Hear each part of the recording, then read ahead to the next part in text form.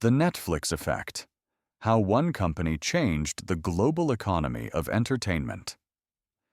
20 years ago, watching a movie meant going to the cinema or renting a DVD. Then Netflix arrived, not just as a streaming platform, but as a revolution that transformed the entire entertainment economy. Today, it's a global financial ecosystem that shapes how we watch, spend, and create. When Netflix launched in 1997, it was a small mail-order DVD business. You picked a movie online, and they mailed it to your door. But Reed Hastings, the founder, saw something others didn't. The future wasn't physical. It was digital. In 2007, Netflix launched streaming, a risky move at the time. Internet speeds were slow, and few believed people would pay for movies online. But Netflix noticed something important. People didn't want to own DVDs. They wanted access. That single word, access, became the foundation of a trillion-dollar digital economy. Before Netflix, most businesses sold things once. You paid, they profited. The story ended. Netflix changed that. It introduced a new model, the subscription, where money flows continuously instead of one time. That model is now everywhere: Spotify, Disney+, Amazon Prime, even gym memberships and food apps. Netflix turned entertainment into a monthly habit. And the world followed economically. That's powerful. It transformed unpredictable movie sales into a stable, recurring income stream. For investors, that meant steady cash flow. For the economy, it meant predictability, something Wall Street loves.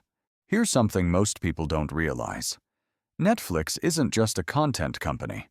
It's a data company. Every time you pause, rewind, or finish a show, Netflix records it. They know when you fall asleep, what genres you binge, and even how long you hesitate before pressing play. That information feeds their algorithms, shaping not just recommendations, but also what gets made next.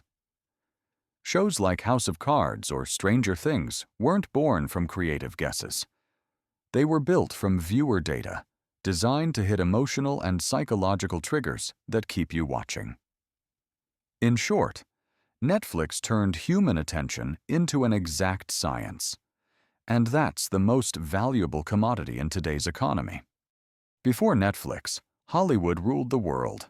Now, global stories compete equally. A Korean show like Squid Game can become a worldwide hit overnight, without a single Hollywood star. That's not just culture. That's economic globalization through streaming. Netflix invests billions each year into local productions in Poland, India, Mexico, and beyond. It creates jobs, boosts tourism, and exports culture as a form of soft power. When The Witcher was filmed in Europe, it increased local tourism and creative employment by over 20%. That's the Netflix effect, a company that fuels local economies while competing on a global stage. But every revolution has its price.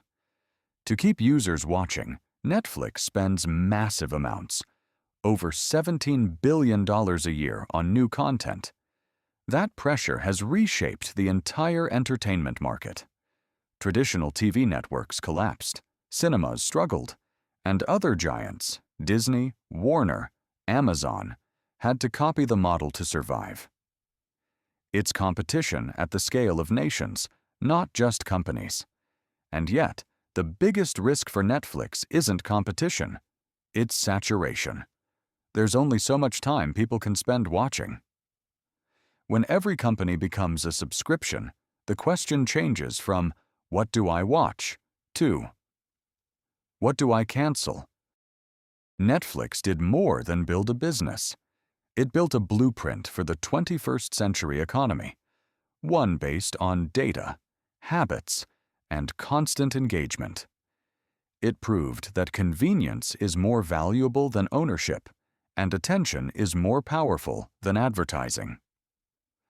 So when you press play tonight, remember, you're not just watching a movie.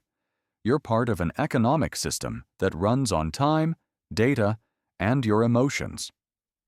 That's the real Netflix effect.